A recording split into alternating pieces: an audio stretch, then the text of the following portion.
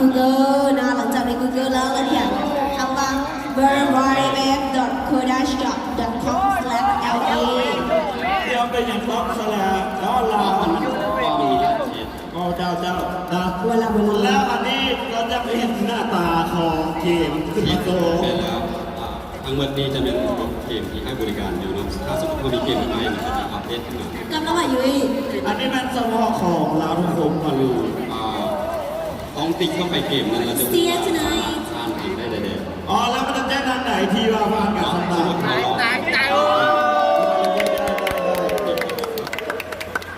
คนนี้กันแล้วเหรอคนนี้กันแล้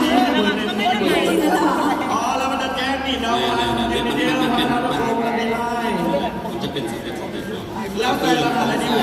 ต้อง ไอ้นี่ ไอ้นี่เกมนี่เป็นอะไรอ๋อนี่มันที่มัน ก็คือเอากดสมัยทางนี่เนาะ กดเครื่องหมายถาม ตัวนี้ก็ต้องตัวอย่างก็คือไอดีอยู่ไหนนี่อยู่ก่อนเข้าเกมมันจะบอกว่าไอดีของมันเล่น อ๋อตอนเข้าเกมเมื่อกี้ก่อนจะมาอันนี้จะเห็นไอดีอยู่นะเอ ขอเสียงว่าไอดีของมันเป็น ต้องซื้อ เอาซื้อดาบ ซื้อเกมไปเล่นเกมไปซื้อ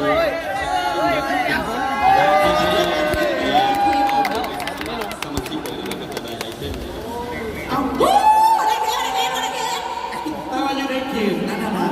มันบริมีเลยว่าที่รีบแล้วต้องไปได้อันนี้ได้ที่ดาที่ดา มีอยู่ แต่มันยังหน่อยยังไม่พอใจ อันนี้อยากให้ไล่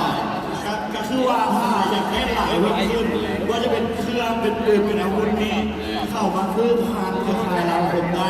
สำหรับเข็มแต่ละเข็มที่มันขึ้นมาอยู่นี่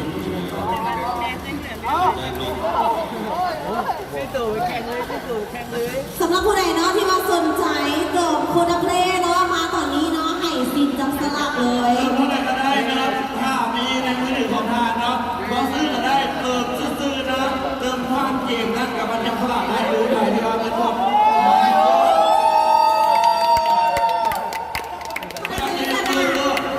มาต่อที่เกมโมบายเลนส์หมายเลขโน้ยสนใจอยู่